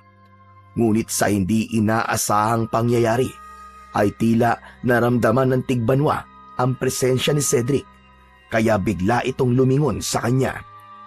Kahit dilaw ang kulay ng nag-iisa ng mata, ay kita niya ang panlilisik nun. Ngunit hindi huminto si Cedric sa pagsugod. Desidido siyang isaksak ang kawayan sa katawan ng Tigbanwa. Mabilis ding sumugod ang Tigbanwa sa kanya, pero nang ilang dipa na lang ang layo nila sa isa't isa, ay bigla itong nawala. Napahinto si Cedric at tila huminto ang kanyang paghinga sa labis na kaba. Nasaan? Nasaan kang halimaw ka? Magpakita ka! Harapin mo ako! Cedric! Bumalik ka na sa loob ng bahay! Hindi, Lolo! Hindi kita pwedeng pabayaan dito! Umikot ang tingin ni Cedric sa paligid niya habang pilit niyang hinahanap ang Tigbanwa hanggang sa may naramdaman siyang presensya sa likuran niya. Cedric! Nasa likod mo na siya po! Nanlaki ang mga mata ni Cedric sa sigaw na yon ni Lolo Agapito. Bago pa siya makalingon, ay naramdaman na niya ang pagbaon ng matutulis na kuko ng Tigbanwa sa likod niya. Sinubukan ni Cedric na umakbang paunahan, ngunit nanginig ang mga tuhod niya. Nabuwal siya at padapa siyang sumubsob sa lupa. Nabitiwan niya ang kawayan habang ramdam niya ang walang kapantay na sakit at hapdi mula sa sugat niya sa kanyang likod. Marahan siyang tumihaya at nakita niya ang Tigbanwa na nakatayo sa may paanan niya. Nakangisi ito na parang nasisiyahan sa paghihirap niya. Hayop ka! Hindi ako papayag na mapatay mo ako! Akmang kukunin ni Cedric ang kawayan nang biglang itinaas ng Tigbanwa ang isa nitong kamay na may matutulis na mga kuko. Napagtanto niya na sasaksakin siya ng aswang gamit yon. Pakiramdam niya ng mga sandaling yon ay bumagal ang lahat ng nasa paligid niya at inisip niya sa gabing yon ay matatapos na ang kanyang buhay. Ngunit bago pa bumagsak ang matatalim na kuko ng Tigbanwa kay Cedric, ay isang malakas na sigaw ang narinig niya. Huwag mo sasaktan ang apo ko! Demonyo ka! Napalingon si Cedric at nakita niyang mabilis na tumatakbo si Lolo Agapito papunta sa kanya. Sa sobrang bilis ng pangyayari, ay hindi na nagawang pigilan ni Cedric ang lolo niya. Iniharang ni Lolo Agapito ang sarili nito para protektahan si Cedric. Sa isang iglap, ay bumaon ang matutulis na kuko ng Tigbanwa sa dibdib ni Lolo Agapito. Nanlaki ang mga mata ni Cedric sa nangyari. Umagos ang kamay ng Tigbanwa sa likod ni Lolo Agapito. Malakas na napasigaw si Cedric habang walang tigil ang pagdaloy ng luha sa kanyang magkabilaang pisngi. Nanghina ang buong katawan niya sa nakita at parang huminto ang oras. Nang sandaling yon, ay tinakasan si Cedric ng lahat ng lakas na meron siya. Napatulala na lang siya nang marahas na hinugot ng Tigbanwa ang kamay nito mula sa katawan ni Lolo Agapito. Agad na bumagsak ang katawan ng lolo niya sa lupa at napansin niyang hindi na yon humihinga. Tumingin ang Tigbanwa kay Cedric. Hindi na siya makagalaw at hinintay na lamang niyang patayin na rin siya ng aswang. Ngunit bago pa ito makalapit sa kanya, ay nakita niya si Angelo na tumatakbo papunta sa Tigbanwa habang may hawak na matulis na kawayan. Walang pagdadalawang isip nitong itinarak ang kawayan sa likod ng Tigbanwa. Tila nanghina ang Tigbanwa, kaya napaluhod dito sa lupa. Lumapit si Angelo kay Cedric at hinawakan ang braso niya. pilit siya nitong hinila patayo. Tara na, kuya! Tara na! Kailangan na natin makabalik sa loob ng bahay bago pa makabawi ng lakas ang tigbanwa. Tara na, kuya! Bilisan natin! Wala sa sarili na tumayo at sumunod si Cedric kay Angelo. Nang makapasok na sila sa bahay, ay agad na isinarado ni Angelo ang pinto. Napatingin si Cedric kay Angelo at halos madurog ang puso niya nang makita na gaya niya ay umiiyak ito. Hindi pwede yun! Hindi pwede yun! Hindi pwede yun! Kailangan kong balikan si Lolo! Kailangan ko siyang balikan! Kuya Cedric, patay na siya! Wala na si Lolo! Kahit na! Hindi ko siya pwedeng iwan lang doon! Pumihit paharap sa pinto si Cedric. Akmang bubuksan niya yon nang naramdaman niya ang mahigpit na yakap ni Angelo mula sa likod niya. Kuya Cedric! Kuya, parang awa mo na! Huwag kang lumabas! Hindi ko kakayanin kung pati ikaw ay mawawala! Ayoko na po mag-isa, kuya! Palagi na lang po akong iniiwan ng mga taong mahal ko! Nagmamakaawa ako sa iyo, Kuya Cedric! Huwag kang lumabas! Nanigas si Cedric. Para siyang tinusok sa puso sa mga sinabi ni Angelo. Napagtanto niya na hindi siya maaaring mamatay dahil wala nang makakasama si Angelo. Namatayan na nga ito ng mga magulang tapos sumunod si Lolo Agapito. Alam niya na kahit sandali pa lang silang magkasama ay masakit din para rito kung maging siya ay mawawala. Dahan-dahan niyang ibinaba ang kamay niya mula sa hawakan ng pinto. Nanatili silang nakatayo doon. Umiiyak pareho. Parehas nagdadalamhati sa pagkamatay ni Lolo Agapito. Sa labas naman, maririnig pa rin nila ang mabibigat na yabag ng tigbanwa. Ngunit sa loob ng bahay, ang mas matinding sakit ay nasa puso ni Cedric. Ang pagkawala ng kanyang lolo at ang katotohanang wala siyang nagawa para mailigtas ito. Hindi nagtagal ay huminto na ang sigawan at kaguluhan sa labas. Nang masiguro nila Cedric at Angelo na wala na ang tigbanwa, ay saka sila lumabas. Paglabas nila, ay bumungad sa kanila ang isang nakapanlulumong tanawin. May mga taong umiiyak at nakaikot sa katawan ni Lolo Agapito. Parang may tumusok na patalim sa puso ni Cedric. Doon niya napatunayan na mahal talaga ng mga tao sa baryo na yon ang kanyang lolo. Nang makita sila ng mga tao, ay kusa silang binigyan ng daan para malapitan ang matanda. Mabagal ang bawat takbang ni Cedric palapit sa kanyang Lolo Agapito. Pagkalapit niya, ay lumuhod siya sa tabi nito at mahigpit niya itong niyakap. Naramdaman niya ang malamig nitong katawan. Bumuhos na ang emosyon ni Cedric at tuluyan na siyang humagulgol. Si Angelo naman ay mahigpit na hinawakan ang kamay ni Lolo Agapito habang umiiyak. Hindi nagtagal ay nagdesisyon si Cedric na ilibing na kagad si Lolo Agapito.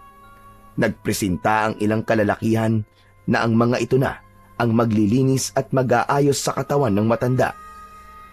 Pagsapit ng umaga, nagtipon ang mga tao sa bahay ni Lolo Agapito para sa isang misa. Matapos ang misa, ay nagtulong-tulong ang mga kalalakihan upang maihanda ang libingan sa likod ng bahay ni Lolo Agapito. Maingat nilang ibinaba ang kabaong nito sa hukay, habang ang iba ay tahimik na nagdarasal. Sa bawat pagtabo ng lupa sa ibabaw ng kabaong, ay parang lalong bumibigat ang dibdib ni Cedric at Angelo. Sa ilang sandali pa, unti-unti nang nagpaalam ang mga tao. Ang iba ay lumapit kina Cedric at Angelo upang magpaabot ng pakikiramay bago umalis. Hanggang sa sila na lamang dalawa ang naiwan sa tabi ng libingan ng kanilang Lolo Agapito. Tahimik silang nakatayo. Hindi na sila umiiyak, pero bakas pa rin ang lungkot sa kanilang mga mata. Kuya Cedric, kung hindi dahil kay Lolo Agapito, ba kung ano na nangyari sa akin? Kung hindi niya ako inampun nun, malamang sa lansangan na lang ako nakatira ngayon. Hindi ko siya makakalimutan, Kuya Cedric. Malaki talaga ang puso ni Lolo sa mga nangangailangan. Kahit sino ay handa niyang tulungan. Nakakalungkot lang na natapos sa ganung paraan ng buhay niya. Isang malalim na buntong hininga ang pinakawalan ni Angelo bago ito bumaling kay Cedric. Kuya Cedric, may gusto sana akong ibigay sa'yo. Ano yun, Angelo? Hindi agad sumagot si Angelo. Sa halip, ipinasok nito ang kamay sa bulsa ng shorts nito at mula roon ay inilabas nito ang isang kwintas na may palawit na dilaw na bato. Nanlaki ang mga mata ni Cedric sa nakita. Teka, Angelo! Hindi ba yan ang mutya ng palay ni Lolo? Bakit nasa iyo yan? Kinuha ko po to kanina nang inaayos ng mga tao ang katawan ni Lolo Agapito. Ano? Bakit mo kinuha yan? Importante kay Lolo Agapito yan. Hindi ba dapat isinama na lang natin yan sa libingan niya? Nagkakamali ka, Kuya Cedric. Sigurado ako, kung nasaan man si Lolo Agapito ngayon, ay masaya siya na kinuha ko to. Paano ka naman makakasiguro sa sinasabi mo na yan? Eh kasi, nung wala ka pa rito, sabi ni Lolo, kapag may nangyari sa kanya, ay dapat kunin ko umutya ng palay sa kanya. Ang gusto niya kasi, ay ako ang susunod na gagamit nito. Ibig sabihin, iniwan talaga sa'yo ni Lolo ang mutya ng palay para gamitin mo sa pakikipaglaban sa Tigbanwa. Ganun ba? Opo, yun po kasi ang gusto mangyari ni Lolo. Pero inisip siguro ni Lolo na mamamatay lang siya kapag malaki na ako. Pero bata pa ako ngayon, Kuya Cedric. Hindi ko kaya makipaglaban sa Tigbanwa kahit na may mutya pa ako. Kaya naisip ko na ibigay na lang sa'yo itong mutya. Kung meron man na karapat dapat na magmana nito, ay ikaw yun kasi apo ka niya eh. Tinitigan ni Cedric ang mutya ng palay na nakapatong sa palad ni Angelo. Kumikislap yon sa ilalim ng sikat ng araw na para bang sinasabi nito na tanggapin siya nito at ang responsibilidad nakaakibat nito.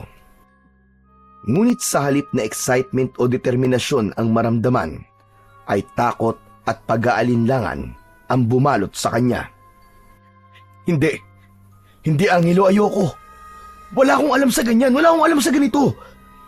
Hindi ako katulad ni Lolo Agapito. Hindi ako marunong makipaglaban sa aswang, lalo na sa isang Tigbanwa.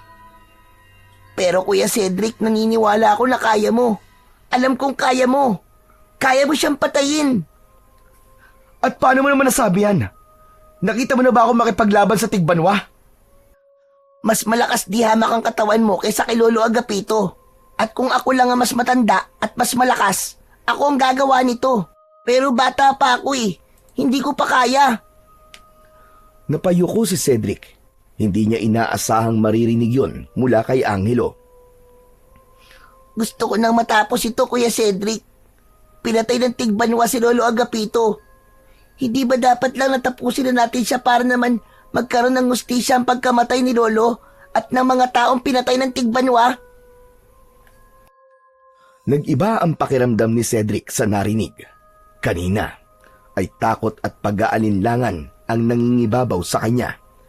Pero dahil sa sinabing yun ni Angelo, ay unti-unting nangibabaw ang galit sa kanyang dibdib. Naalala niya kung paano pinatay ng Tigbanwa si Lolo Agapito. Naalala niya kung paano isinakripisyo ng lolo niya ang sarili nitong buhay upang mailigtas siya. Muli siyang tumingin sa mutyang nasa kamay ni Angelo. Napakatagal niyang tinitigan yon. Maya-maya ay isang malalim na paghinga ang kanyang pinakawalan. Pag-iisipan ko muna, Angelo. Ayoko magpadalos-dalos sa desisyon ko. Sige kuya, pero sana ay wag maging matagal ang pag-iisip mo. Mamayang gabi sasalakay na naman ng tigbanwa. Ngayong wala na si Lolo, wala na magtatanggol sa mga tao at kailangan may pumalit kagad sa kanya. Hindi na nagsalita si Cedric. Napabuntong hininga siyang muli dahil pakiramdam niya ay mas lalong bumigat ang kanyang dibdib. Hindi niya akalain na matapos mamatay ng kanyang lolo ay may posibilidad na saluhin niya ang responsibilidad na dati nitong daladala. Upang makapag-isip ay naglakad-lakad si Cedric sa baryo Pulang Tubig. Wala siyang tiyak na direksyon dahil ang gusto lang niya ay mapag-isa at makapag-isip. Sa kanyang paglalakad, natagpuan niya ang kanyang sarili sa dulong bahagi ng baryo Pulang Tubig. Malayo na yon sa kabahayan at malapit sa mga palayan. Mula sa hindi kalayuan, isang malakas na tunog ang pumukaw sa kanyang atensyon. Mabilis siyang lumingon sa pinagmulan ng tunog. Isang lalaki ang nasa gitna ng tuyong palayan habang may hawak na flamethrower. Walang habas nitong sinusunog ang mga natitirang pananim. Tumayo si Cedric sa lilim ng isang punong kahoy at pinapanood ang lalaki. Ang apoy ay gumapang sa mga palay. Napagtanto niya na hindi yun isang simpleng pagsusunog lang. Nalaman niya base sa pag-oobserba na napeste ang mga pananim kaya kailangan ng sunugin ang mga yon. Nang matapos ang lalaki sa ginagawa, ay dinala nito ang flamethrower sa loob ng isang maliit na kubo sa gilid ng palayan. Ang sumunod na pumukaw naman sa kanya ay ang napakalakas na tunog ng malaking gilingan ng palay. Hanggang sa marahang napangiti si Cedric, isang ideya ang biglang sumiklab sa kanyang isipan na maaaring makatulong sa kanya kung sakali mang tanggapin niya ang mutya ng palay. Mabilis siyang naglakad pabalik sa bahay ni Lolo Agapito. Dala ang bagong determinasyon sa kanyang damdamin. Pagpasok ni Cedric sa bahay ni Lolo Agapito, ay agad niyang nakita si Angelo na nakaupo sa lumang silya sa sala. Nakayuko ito habang hawak ang mutya ng palay. Tila malalim ang iniisip ng bata. Hindi nagtagal ay umangat ang mukha ni Angelo at tumingin kay Cedric. Andiyan ka na pala, Kuya Cedric. Ano po, Kuya? Nakapagdesisyon ka na po ba? Oo, Angelo. Nakapagdesisyon na ako. Tinatanggap ko ng mutya ng palay. Talaga, Kuya? Tinatanggap mo na? Tumango si Cedric sa kaseryosong tumingin kay Angelo. Tama ka, Angelo. Kailangan natin bigyan ng ustisya si Lolo Agapito at ang mga taong pinatay ng Tigbanwa. At sisiguraduhin kong mamayang gabi na matatapos ang lahat. Mamayang gabi na ang huling gabi ng Tigbanwa sa pag-aasik ng lagim sa baryong ito, Angelo. Pinapangako ko yan. Pero Kuya, nasabi ba sa'yo ni Lolo Agapito na may kakayahan ng Tigbanwa na pagalingin ang sarili nitong sugat? Oo, nasabi niya sa akin yon. Alam kong hindi basta-basta mapapatay ang Tigbanwa gamit lang ang itak o sibat. Kaya may naisip na akong paraan. Pero kailangan ko ng tulong mo, Angelo. Maaasahan ba kita? Oo naman, Kuya. Basta para kay Lolo Agapito at sa baryo, tutulong ako. Nagtagpo ang kanilang mga mata. Labis na humanga si Cedric kay Angelo dahil nakita niya sa mga mata nito ang determinasyon na mapatay ang Tigbanwa upang maipaghiganti nila si Lolo Agapito. Matapos ang pag-uusap nila Cedric at Angelo tungkol sa plano nila para mamayang gabi, ay tahimik na lumabas si Cedric ng bahay. Tumungo siya sa likod ng bahay at tumayo sa tabi ng libingan ni Lolo Agapito. Hinawakan niya ang mutya ng palay na nakasabit na sa kanyang leeg. Pinagmasdan niya ang mutya at napansin niya na parang meron yung sariling liwanag. Makalipas ang ilang sandali, ay tumingin si Cedric sa libingan ni Lolo Agapito. Lolo Agapito, Sa totoo lang po, ay hindi ko po alam kung kakayanin ko po ito. Hindi po ako tulad nyo. Wala po akong alam sa pakikipaglaban. Pero hindi ko rin po kayang pabayaan na lang ang lahat. Hindi pwedeng namatay ka nang wala kang hustisya na makukuha. Nangangako ako sa inyo na hindi mauuwi sa wala ang sakripisyo nyo. Hindi ko hahayaang mabuhay pa ang halimaw na pumatay sa inyo. Tatapusin ko siya. Tatapusin ko siya, Lolo Agapito. Naramdaman ni Cedric ang unti-unting pamumuo ng luha sa kanyang mga mata. Hindi niya yun napigilan at kusa na yung naglandas sa kanyang mga pisngi. Kaya sana po gabayan niyo po ako, Lolo. Kahit hindi kita nakasama ng matagal, alam kong isa kang mabuting tao.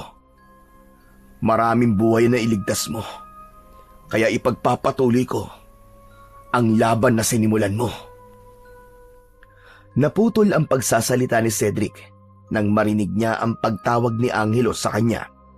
Paglingon niya ay nakatayo ito sa may bungad ng pintuan sa likod ng bahay. Agad niyang napansin ang hawak ni Angelo na isang lumang crossbow. Napakunot ang noo niya at lumapit siya kay Angelo. Aba, Angelo! Crossbow yan ah! Saan mo nakuha yan? Nakita ko po doon, Kuya Cedric, sa ilalim ng papag ni Lolo Agapito. Naghahanap po kasi ako kung may iba pa siyang iniwang gamit na makakatulong sa atin. Tapos, ito po ang nakita ko. Sa tingin ko kasi, magagamit natin to para sa plano natin sa Tigbanwa mamayang gabi. Kinuha kagad ni Cedric kay Angelo ang crossbow. Magaan lang yon, pero mukhang matibay pa. Maya-maya ay nakangiti siyang tumingin kay Angelo. Tama. Tama ka, Angelo. Magagamit nga natin to. Pero kailangan natin lagyan ng lubid ang mga palaso. Yan nga din ang naisip ko kanina, Kuya eh. Tumango si Cedric at naramdaman niya kahit paano na meron silang pag-asa na mapatay ang Tigbanwa mamayang gabi. Kinagabihan, sa loob ng bahay ni Lolo Agapito ay tahimik na nakaupo sina Cedric at Angelo sa sala. Pareho nilang pinakikiramdaman ang paligid at naghihintay sa anumang senyales ng pagsalakay ng Tigbanwa. Kuya Cedric, ano kaya kung magdasal muna tayo? Oo nga, tama ka. Kailangan natin ng gabay. Sabay silang tumayo at dumuhod sa harap ng maliit na altar. Sa pagkakataon na yon, ay hinayaan ni Cedric na si Angelo ang manguna sa pagdadasal. Jesus, patnubayan niyo po kami sa gabing ito. Bigyan niyo po kami ng lakas ng loob para labanan po ang Tigbanwa. Hayaan niyo po kami na mabigyan ng hustisya ang pagkamatay ni Lolo Agapito at ng mga tao po dito sa baryo. Amen. Pagkatapos magdasal ay tumayo na sila. Humarap si Cedric kay Angelo at marahang hinawakan ang balikat nito. Huwag ka matakot, Angelo. Isipin mo na gagawin natin to hindi lang para sa sarili natin, kundi para kay Lolo Agapito at sa buong baryo Pulang Tubig. Tumango si Angelo at bago pa ito makapagsalita ay narinig na nila ang sigawan ng mga tao sa labas. Kuya Cedric, sumasalakay na po ang Tigbanwa. Tara, kailangan na natin kumilos bago pa may mapatay ang halimaw na yon. Agad na tinungo ni Cedric ang kusina at kinuha ang itak ni Lolo Agapito. Si Angelo naman ay kinuha ang crossbow at inilagay ang isang palasong may lubid tulad ng pinag-usapan nila. Matapos yon ay walang pagdadalawang isip na lumabas sila ng bahay. Sa paglabas nila ay nasilayan nila ang lagim na dulot ng Tigbanwa.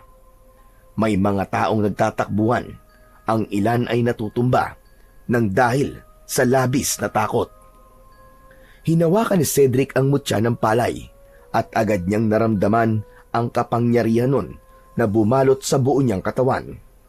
Pakiramdam niya ay may kung anong enerhiyang nais kumawala sa kanya ng sandaling yon. Angelo, Mauna ka sa dulong bahagi ng baryo, sa may taniman ng palay. Alam mo na ang gagawin mo ah. Mag-iingat ka. Oo, kuya. Mag-iingat ka rin.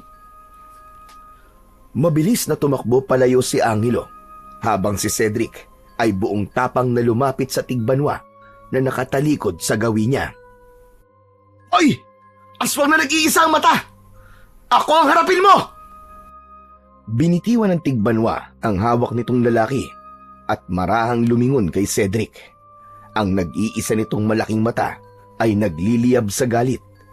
Malakas itong umangil bago sumugod kay Cedric. Aabutin sana siya ng dambuhalang kamay ng tigbanwa, ngulit mabilis na yumuko si Cedric. Lumusot siya sa pagitan ng malalaking hita ng tigbanwa at gamit ang matalim na itak ni Lolo Agapito ay buong puwersa niyang tinaga ang binti nito. Napahiyaw ang tigbanwa sa sakit. Alam ni Cedric na maghihilom din kagad ang sugat ng tigbanwa, kaya mabilis siyang tumakbo papunta sa dulong bahagi ng baryo. Narinig niya ang mabibigat na yabag ng tigbanwa sa kanyang likuran habang siya ay hinahabol. Habang papalapit si Cedric sa malawak na palayan, ay naramdaman niyang bumibigat ang kanyang paghinga dahil sa pagod, ngunit hindi siya huminto. Mabilis niyang tinawid ang makikitid na pilapil hanggang sa marating niya ang gitna ng taniman ng palay.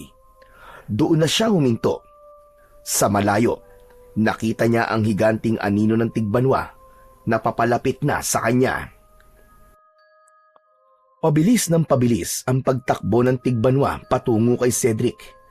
Mas lalong humigpit ang hawak ni Cedric sa itak ni Lolo Agapito habang inaabangan ang tamang pagkakataon.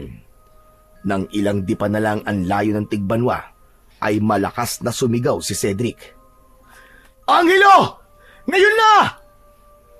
Mula sa maliit na kubo sa gilid ng palayan, ay lumabas ang batang si Angelo na hawak ang crossbow.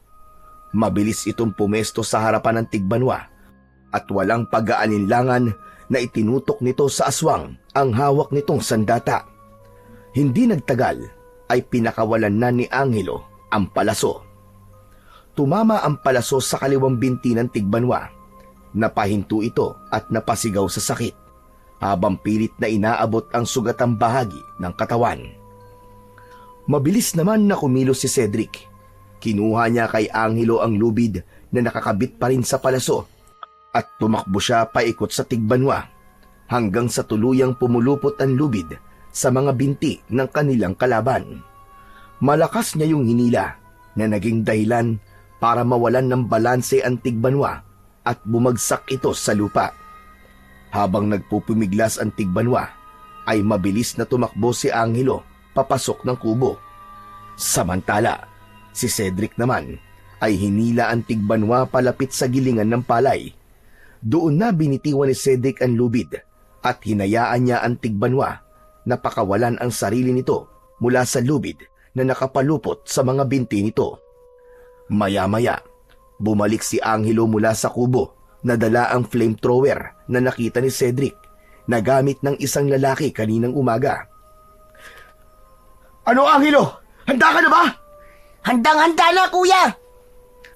Sa sandaling yon, tuluyan ang natanggal ng tigbanwa ang lubid sa mga binti nito. Galit itong bumangon at naghanda na ito para umatake. Binulungan ni Cedric ang mutya ng palay bago niya kinuha ang flamethrower kay Angelo. Binuksan niya yon at isang napakalakas na bugso ang lumabas sa nguso ng flamethrower. Itinapat niya ang naglalagablab na apoy sa papalapit na tigbanwa. Napaatras ang halimaw sa tindi ng pagragasa ng apoy. Mabilis na nilamon ng apoy ang katawan nito habang patuloy ang tigbanwa sa pag-atras ay hindi na nito napansin ang makina sa likuran. Muli itong nawalan ng balanse at ang kaliwang kamay nito ay aksidente nitong naipasok sa gilingan ng palay. Napasigaw ang halimaw habang pilit na hinihila ang kamay nito na kinakain na ng gilingan. Binitiwan ni Cedric ang flamethrower at tumakbo siya papalapit sa tigbanwa. Matalim niya itong tinignan at pagkatapos ay galit na galit siyang sumigaw. Hayop ka! Para ito kay Lolo Agapito! Mamatay ka ng halimaw ka! Gamit ang sarili niyang lakas at kapangyarihan ng mutya ng palay, ay buong puwersa niyang sinipa ang nag-iisang mata ng tigbanwa. Dahil sa lakas ng sipa niya, ay tuluyan ng nilamon ng gilingan ng palay ang tigbanwa. Sa bilis ng pag-ikot ng makina, ay halos pulbusin nun ang laman at buto ng aswang. Hindi nagtagal, ang dating mabangis na tigbanwa ay naging mga pera-perasong durog na laman at buto na lang ang dumaloy sa kabilang dulo ng gilingan. Tahimik na pinatay ni Cedric ang makina nang masiguro niya na nagiling na ang tigbanwa. Tumabi si Angelo kay Cedric habang parehas nilang habol ang kanilang paghinga. Nagkatinginan sila. Nagkalat na ang pira-pirasong laman ng tigbanwa sa lupa. Biglang napansin ni Cedric ang panginginig ng balikat ni Angelo. Nang lumingon siya rito, ay nakita niyang umiiyak ang bata. Angelo, tapos na ang laban. Bakit ka umiiyak? Dapat masaya ka kasi napatay na natin ang tigbanwa. Masaya naman ako, kuya. Kasi wala na magpapahirap sa baryo. Pero hindi na nakita ni Lolo Agapito ang pagkamatay ng tigbanwa. Matagal na niya kasing pangarap ito eh. Hindi, Angelo. Naniniwala ako na nakita ni Lolo Agapito ang lahat ng nangyari ngayong gabi. Alam ko na nandito siya sa tabi natin at kasama natin siyang nakipaglaban kahit hindi natin siya nakikita. At alam mo kung ano ang pinakasigurado ko? Ano yon, Kuya Cedric? Sigurado ko na sobrang proud na proud si Lolo sa ating dalawa. Lalo na sa'yo, Angelo. Napayuko si Angelo, ngunit hindi nagtagal ay tumingin siya kay Cedric. Ngumiti ito sa kanya at ginulo niya ang buhok ni Angelo. Ang mabuti pa, umuwi na muna tayo. Sigurado ako na matutuwa ang mga tao sa baryo kapag sinabi natin na patay na ang tigbanwa. Sabay silang naglakad paalis sa lugar na yon at iniwan nila roon ang bakas ng madugong katapusan ng tigbanwa. Hindi inakala ni Cedric na ang simpleng pagbisita niya sa kanyang lolo Agapito ay ang magdadala sa kanya sa isang pakikipaglaban na kahit sa panaginip ay hinding-hindi niya naisip na haharapin niya. Matapos ang madugong laban ni na Cedric at Angelo sa tigbanwa, ay bumalik na ang kapayapaan sa baryo Pulang Tubig. Ang takot na matagal nang bumalot sa mga tao sa lugar na yon ay tuluyan nang naglaho. Labis ang pasasalamat ng lahat kina Cedric at Angelo. Sila ang naging sagisag ng tapang at pag-asa at nagdala ng bagong simula sa lugar na minsang nilamon ng takot. Sa harap ng libingan ng kanilang lolo, ay tahimik nilang inalay ang tagumpay nila laban sa tigbanwa.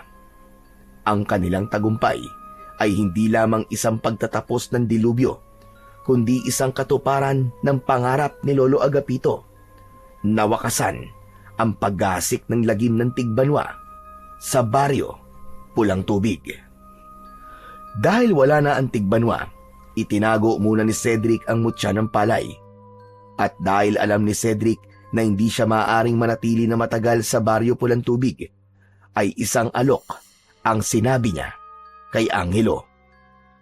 Angelo, alam mo naman siguro, di ba, na meron akong buhay sa Maynila na kailangan kong balikan. Gusto mo, sumama ka na lang sa akin doon? Hindi kasi kaya ng konsensya ko na mag-isa ka lang dito eh.